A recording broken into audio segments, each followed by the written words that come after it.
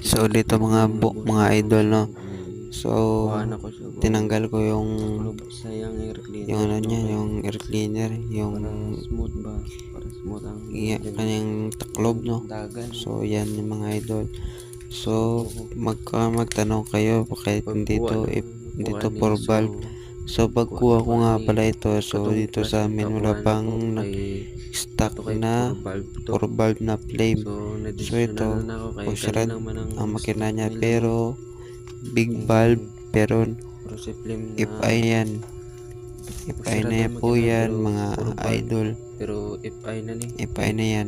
Tipid naman At sa saka gasolina, no? So okay naman, so hindi naman makakahabol ang Raider. Raider, ha? Nakakuha na to. So ang nakuha Raider na carb lang, hindi makahabol. Na FI na. So ang kaya lang nito habulin yung Raider carb.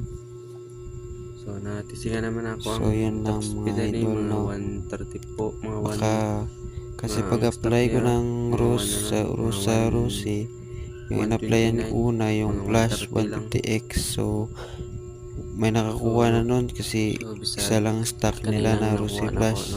So napili ko na lang kuhain kasi nagmamadali ako, baka maubusan ako ng stock. So ito na lang ang flame 150i ang kinuha ko kasi mas okay naman ito. Big valve naman at saka malakas naman ang hatak niya. At goods naman, naka long ride na nga ako dito eh. Goods naman ang makinasa. So yun mga idol, salamat sa pag tingin.